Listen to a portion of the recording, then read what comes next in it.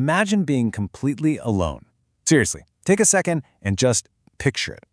I'm not talking about having a quiet, relaxing afternoon to yourself. I mean experiencing a state of total, unbroken isolation.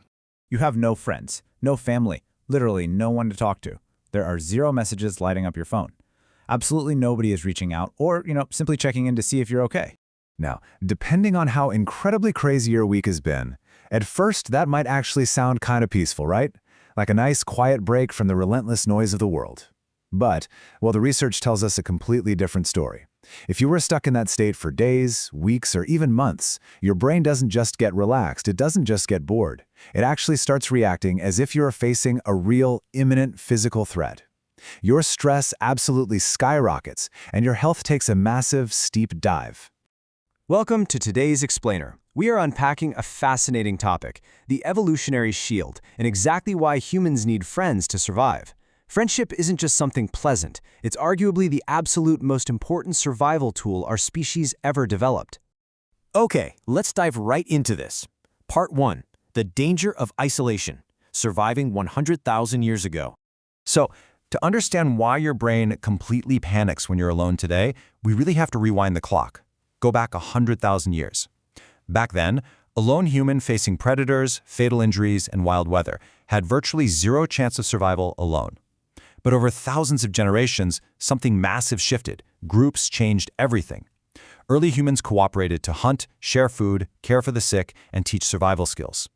Natural selection heavily favored those who could build trust. So today, your modern brain is completely hardwired with one undeniable truth: being in a group equals survival.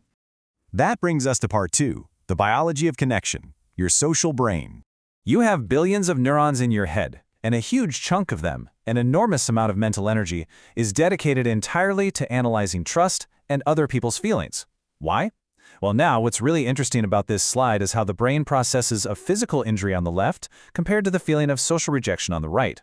When scientists put people in fMRI scanners, they made a truly shocking discovery.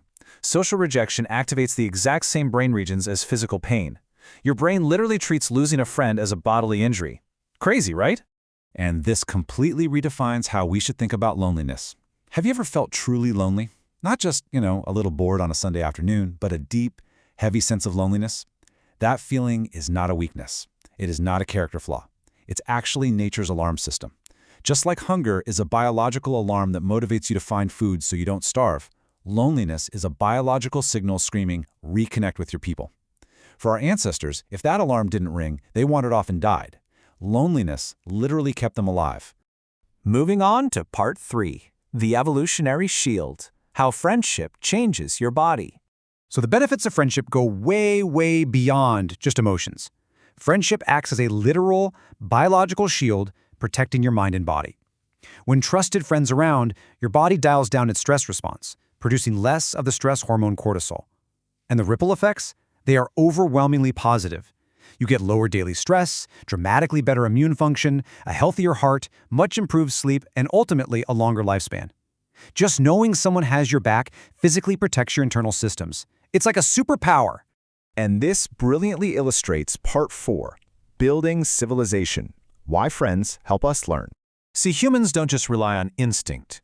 We rely heavily on shared knowledge, like language, cooking, and technology.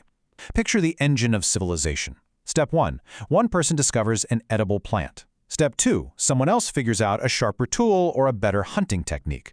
And Step 3. Because these people are friends, these innovations spread like wildfire through their social networks. Cooperative networks of trust naturally outperform selfish groups. Without trust, knowledge stalls. We survived and built modern society because we freely shared our very best ideas with our friends. Which leads us to a strange reversal in part 5, the modern paradox. Digitally connected, chronically lonely. We are more digitally connected than ever before in human history, yet we are facing a massive chronic loneliness epidemic that's wrecking our mental well-being and sleep. So what happens when our minds lose the social environment they actually evolved in? Sure, modern grocery stores keep us physically alive, but psychologically, isolation is absolutely brutal.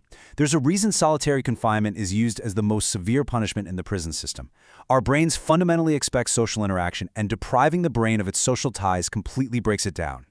So what does this all mean for us today? Look, you probably don't need your friends to help you fight off a saber-toothed tiger anymore. At least, I really hope not. But your brain still craves that ancient level of support to navigate modern challenges.